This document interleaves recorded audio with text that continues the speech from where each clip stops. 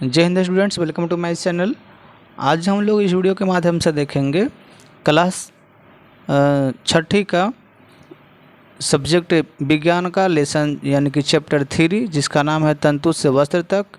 तो इस लेसन का हम लोग प्रश्न उत्तर देखेंगे, यानी कि अभ्यास का जो प्रश्न उत्तर होगा। ये पाठ में आए कुछ प्रश्न हमने पिछले वीडियो में करवा चुके हैं। अगर आपने नहीं देखे हैं तो प्लीज़ उस वीडियो को जाकर के देख लें। और इस वीडियो में अभ्यास के जो प्रश्न हैं वो आप लोग के बीच रखा गया है, तो वीडियो को लाइक कर दें। और चैनल को अभी तक आपने सब्सक्राइब नहीं किए हैं तो प्लीज़ चैनल को सब्सक्राइब करके बेल आइकन का बटन दबा दें, जिससे कि सारे सब्जेक्ट की तैयारी इस चैनल के माध्यम से आपको मिल सके। तो चलिए स्टूडेंट चलते हैं। आप लोग लाइक कर दिए होंगे, चैनल को सब्सक्राइब भी कर दिए होंगे। तो चलते हैं प्रश्न की तरफ। देखिए पहला प्रश्न दिया गया है इसमें। पहला प्रश्न आपका दिया गया है, निम्नलिखित तंतुओं का प्राकृतिक तथा संश्लिष्टि यहाँ पे संश्लिष्ट लिखा हुआ है में वर्गीकृत कीजिए। यहाँ पे दिया गया है नायलॉन, ऊन, रुई, रेशम, पॉलिएस्टर और पटसन। तो देखिए हम लोग इस प्रकार से आंसर लिखेंगे कि प्रश्न में दिए गए तंतुओं का प्राकृतिक तथा संश्लिष्ट में निम्न प्रकार वर्गीकरण कर सकते हैं। एक तरफ लिख देंगे हम लोग प्राकृतिक और दूसरी तरफ लिख देंगे संश्लिष्ट। एक तरफ प्राकृतिक और दूसरी तरफ संश्लिष्ट। तो देखिए प्राकृतिक के अंतर्गत आ जाएगा ऊन, रुई, रेशम, पटसन, और जो संश्लिष्ट वस्त्र होंगे उनके अंतर्गत आ जाएगा नायलॉन, पॉलिएस्टर। संश्लिष्ट को कृत्रिम भी कह सकते हैं। अब चलते हैं क्वेश्चन नंबर 2 की तरफ। क्वेश्चन नंबर 2 में दिया गया है कि नीचे दिए गए कथन सत्य है अथवा असत्य उल्लेख कीजिए। क्या में दिया गया है कि तंतुओं से धागा बनता है, ये सत्य है, बात सही है, ये क्या हो जाएगा, सत्य हो जाएगा। ख में है कि कताई वस्त्र निर्माण की एक प्रक्रिया है, ये भी सत्य है। और ग में दिया गया है कि जूट नारियल का बाहरी आवरण होता है, ये असत्य है। सत्य ये होगा कि जो जूट होता है नारियल का बाहरी छाल होता है। और घ में दिया गया है कि रुई से बिनौले यानी कि बीज हटाने की प्रक्रिया को ओटना कहते हैं, ये सत्य है यानी कि सही है। अंगा में दिया गया है कि धागों की बुनाई से वस्त्र का एक टुकड़ा बनता है, ये गलत है। धागों की बुनाई से वस्त्र का एक टुकड़ा नहीं बनता है, यह सत्य है। और च में दिया है कि रेशम तंतु किसी पादप के तने से प्राप्त होता है, ये भी असत्य है। यानी कि रेशम जो होते हैं तंतु वो पादप से नहीं प्राप्त होते हैं। नेक्स्ट है कि पॉलिएस्टर एक प्राकृतिक तंतु है, ये भी असत्य है। पॉलिएस्टर एक क्या है, कृत्रिम तंतु होता है। देखिए जो नोट में यहाँ पर लिख दिए हैं हम कि ग वाला में देखिएगा कि सत्य यह है कि जूट पौधे का छाल यानी कि तो अच्छा है। और अंगा में जो भी असत्य था तो सत्य यह है कि धागों की बुनाई से वस्त्र का थान बनता है। और च में सत्य यह है कि रेशम तंतु एक जंतु के पेट से प्राप्त होता है। और ये छ में सत्य यह है कि पॉलिएस्टर एक कृत्रिम तंतु है। तो आप लोग समझ गए होंगे सत्य असत्य का जो भी प्रश्न दिया गया इस लेसन में अच्छी तरह से। अब चलते हैं, देखते हैं नेक्स्ट प्रश्न है तीसरा, रिक्त स्थानों की पूर्ति कीजिए। क्या में दिए खाली स्थान दिया गया और लिखा हुआ है, फिर खाली स्थान है से पादप तंतु प्राप्त किए जाते हैं। देखिए यहाँ पर लिख देंगे हम लोग सूती धागा और यहाँ पर लिख देंगे जूट का रेशा, यानी कि सूती धागा और जूट का रेशा से पादप तंतु प्राप्त किए जाते हैं। ख में यहाँ पे खाली स्थान दिया गया, यहाँ पे भी खाली स्थान दिया गया। जंतु से मिलने वाले तंतु हैं तो क्या हो जाएगा यहाँ पे, तो यहाँ पर लिख देंगे ऊन एवं रेशम। ख में क्या लिख देंगे, यहाँ पे ऊन लिख देंगे, यहाँ पे रेशम लिख देंगे, जैसा कि हमने नीचे भी उत्तर लिख दिए हैं। नेक्स्ट प्रश्न है तीसरा, सही विकल्प को चुनिए। क्या में है कि वैसे वस्त्र के तंतु जो पौधे एवं जंतुओं से प्राप्त होते हैं क्या कहलाते हैं, तो देखिए क्या कहलाते हैं, यहाँ पे प्राकृतिक तंतु कहलाएंगे। ये वैसे वस्त्र के तंतु जो पौधे एवं जंतुओं से प्राप्त होते हैं क्या कहलाएंगे, प्राकृतिक तंतु कहलाएंगे। नेक्स्ट प्रश्न है कि मानव निर्मित तंतु हैं तो मानव निर्मित तंतु कौन कौन है? पॉलिस्टर भी है, नायलॉन भी है, एक्रिलिक भी है। तो ये क्या हो जाएगा? उपयुक्त सभी।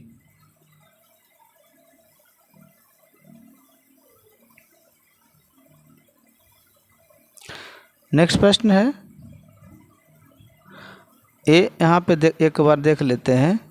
ये देखिए मानव निर्मित बोल रहा है, तो जो मानव निर्मित तंतु है ये पॉलिस्टर है, ना कि नायलॉन, एक्रिलिक और ये सब प्राकृतिक है। ये देखिए पॉलिस्टर जो है मानव निर्मित तंतु है। नेक्स्ट प्रश्न है कि गा में बिहार के निम्न जिले में जूट अधिक उगाया जाता है। तो कौन कौन बिहार के जिले ऐसे हैं जहाँ जूट अधिक मात्रा में उपजाए जाते हैं यानी उगाया जाता है? तो देखिए कटिहार में भी उगाया जाता है, मधेपुरा में भी उगाया जाता है, सहरसा में भी उगाया जाता है। तो इसलिए इसका आंसर हो जाएगा आपका उपयुक्त सभी। नेक्स्ट प्रश्न है कि रेशों से धागा बनाने की प्रक्रिया क्या कहलाती है? तो रेशों से धागा बनाने की प्रक्रिया को हम लोग कताई कहते हैं, यानी कि एक आंसर सही हो जाएगा। नेक्स्ट प्रश्न है कि धागे से वस्त्र बनाने की विधियाँ क्या है? तो धागे से वस्त्र बनाने की जो विधियाँ होती है ये बुनाई और बंधाई दोनों होती है, यानी कि तीसरा आंसर सही हो जाएगा। आप लोग देख लीजिए। नेक्स्ट प्रश्न है 5वां, यहाँ पे क्वेश्चन ये जो दिया गया है ये तीसरा नहीं है, यहाँ पे मिस्टेक हुआ है प्रिंट में। ये जो क्वेश्चन नंबर है ये चौथा दिया गया है। अब हम लोग चलते हैं 5वां की तरफ। क्वेश्चन नंबर 5वां में दिया गया है कि रुई तथा जूट यानी कि पटसन पादप के किन भागों से प्राप्त होते हैं? तो इसका आंसर लिखेंगे हम लोग कि रुई कपास नामक पादप के फूल से प्राप्त होता है।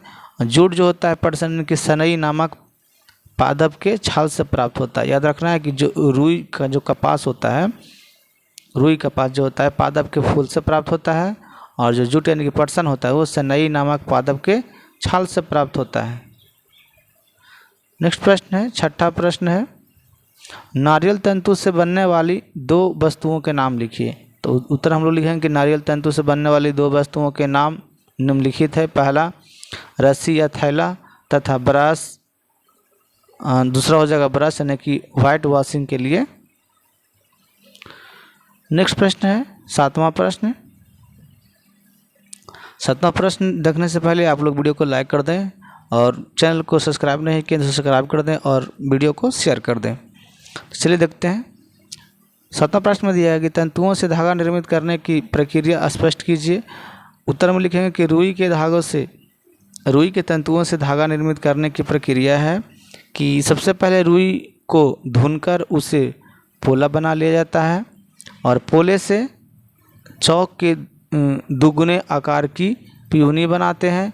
पियूनी के एक छोर को अंगूठे और तर्जनी से पकड़कर चरखा के तकुए फंसाते हैं। चरखा जिस गति से नचाया जाता है उसके कितने गुना अधिक वेग से तकुआ नाचता है, इससे रुई में ऐंठन पड़ता है जिससे धागा निर्मित होता है। इसमें कुछ अभ्यास और कुछ कारीगरी की आवश्यकता पड़ती है। अब देखिए प्रस्तावित परियोजनाएं एवं क्रियाकलाप दिया गया है जो छात्रों को स्वयं करना, अपने माता पिता या शिक्षक से सहायता ले सकते हैं। अब इसी चैप्टर में यानी कि इसी लेसन में कुछ महत्वपूर्ण प्रश्न, अन्य महत्वपूर्ण प्रश्न और उनके उत्तर यहाँ पे हम लोग लिखे हैं, तो देख लेते हैं। पहला प्रश्न क्या है, स्वेटर बनाने का ऊन कहाँ से प्राप्त होता है? तो देखिए स्वेटर बनाने का जो ऊन होता है वो भेड़, ऊँट तथा बकरी आदि जंतुओं से प्राप्त होता है। संश्लिष्ट ऊन जो मानव निर्मित होते हैं वो भी उससे भी क्या होता है, स्वेटर बनाए जाते हैं। और दूसरा प्रश्न है कि बिहार में जूट यानी कि पटसन कहाँ अधिक मात्रा में उगाया जाता है? तो बिहार के कटिहार, मधेपुरा, सहरसा, खगड़िया, सुपौल तथा दरभंगा जिलों में जूट अधिक मात्रा में उगाया जाता है। नेक्स्ट प्रश्न तीसरा दिया गया है कि चरखा का उपयोग किस काम में किया जाता है? तो इसका आंसर हम लिखेंगे कि चरखा का उपयोग हाथ से तागों की कताई के लिए किया जाता है। चरखों के उपयोग को राष्ट्रपिता महात्मा गांधी ने स्वतंत्रता आंदोलन के एक पक्ष के रूप में लोकप्रियता प्रदान की थी। और चौथा प्रश्न है कि चटाई कैसे बनती है?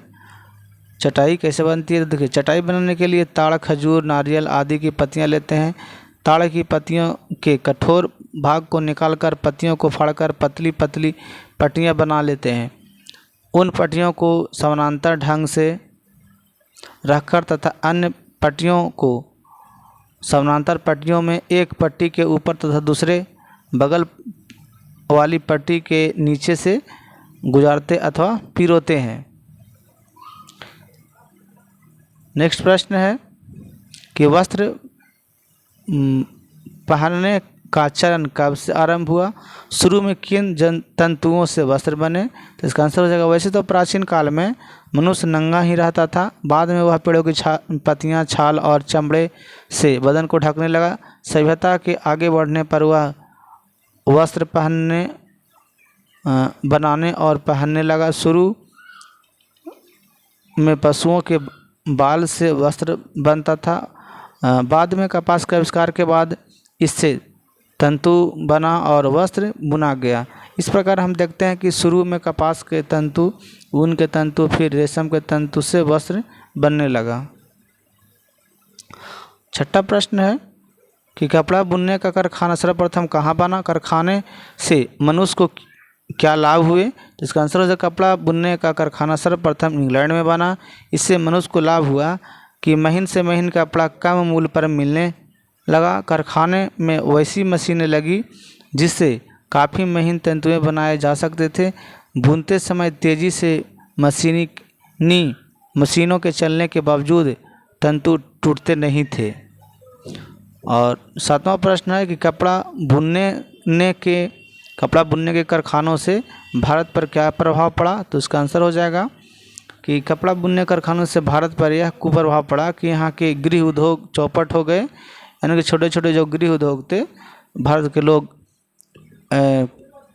चरखा से वस्त्र का निर्माण करते थे, वे क्या हो गए? चौपट हो गए।